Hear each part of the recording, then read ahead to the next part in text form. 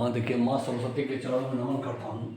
आइए कक्षा 11 के गणित क्लास में आप सभी का स्वागत है। देखें चैप्टर 15 सांख्यिकी है, statistics, class 11th NCERT math का क्लास है ये। देखिए केंद्रीय प्रवृत्ति की माप। केंद्रीय प्रवृत्ति की माप आप पिछली कक्षाओं में विभिन्न प्रकार के आंकड़ों का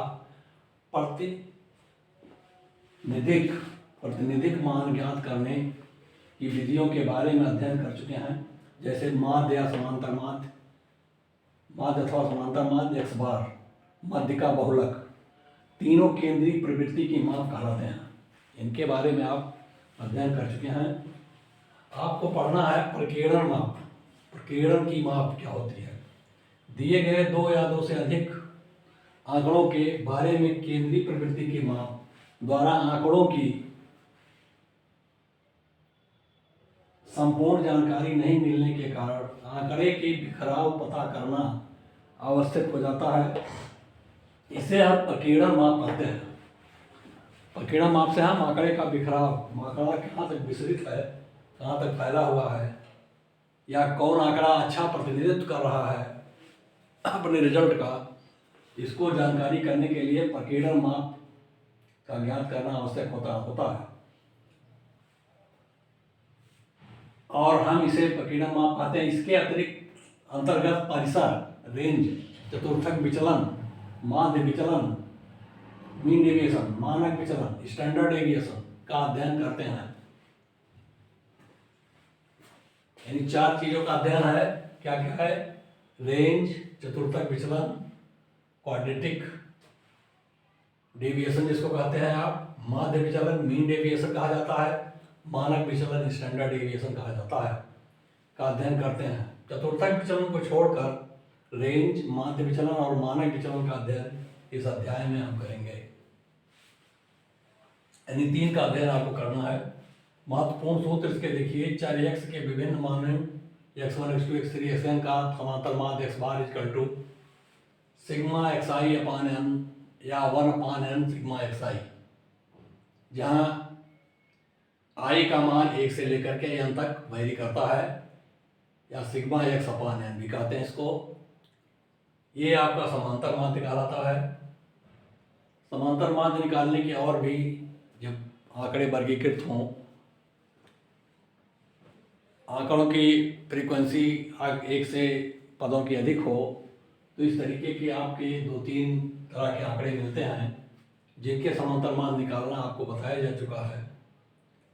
अब आता है विचलन के बारे में आपको पढ़ना है। तो आप वर्गीकृत आंकड़ों का माध्य विचलन क्या होता है? ये होता है sigma mod of xi minus m upon capital N, जहाँ n पदों की संख्या या कुल परीक्षणों की संख्या है। यम मध्यिका है, ध्यान रखिए, यम मध्यिका है। मध्यिका क्या करना है? पदों से मध्यिका का विचलन निकालते हैं। अब आता है देखिए वर्गीकृत आंकड़ों का माध्य विचलन। ये वर्गीकृत आंकड़ों का माध्य विचलन ऊपर दिया हुआ है। ये वर्गीकृत आंकड़ों का माध्य विचलन का सूत्र है।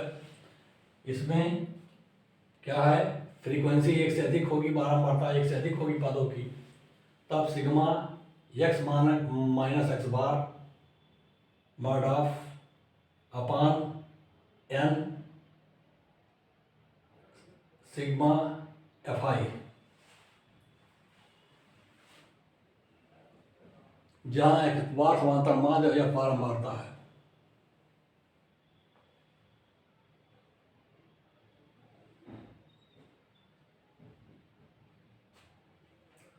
तो आता है प्रसरण आपका, प्रसरण को डेल्टा स्क्वायर बराबर सिग्मा xi माइनस एक्स बार समांतर माध्य का होल स्क्वायर अपान n, जहाँ n कुल बारंबारताओं का योग है। फिर देखिए एक असतत बारंबारता बंटन का मानक विचलन delta equal to under root sigma fi xi का sigma fi xi square upon n minus X bar square.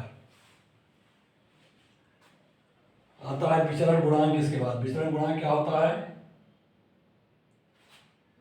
आपका मानक विचलन बटे समांतर माध्य इंटू 100। मानक विचलन और समांतर माध्य का अनुपात में 100 से गुणा किया जाए या प्रतिशत में निकाल दिया जाए। प्रतिशत में निकाला गया मानक विचलन और समांतर माध्यिक अनुपात विचलन गुणांक कहलाता है, जहाँ x bar equal to not 0 है। मानक विचलन का लघु विधि क्या है? डेल्टा बराबर है under root sigma D I square upon N minus sigma D I upon N का होल स्क्वायर, जहाँ डी आई विचलन है, एन सिग्मा एफ आई है, बारंबारताओं का योग है। ये आपके कुछ सूत्र और केंद्रीय प्रवृत्ति के माप और प्रकीर्णन के माप की परिभाषाएं आपको दी गई हैं। इन्हें कंठस्थ रखना आवश्यक है। इसी के आधार पर आपके प्रश्नों का हल मिलेगा। धन्यवाद।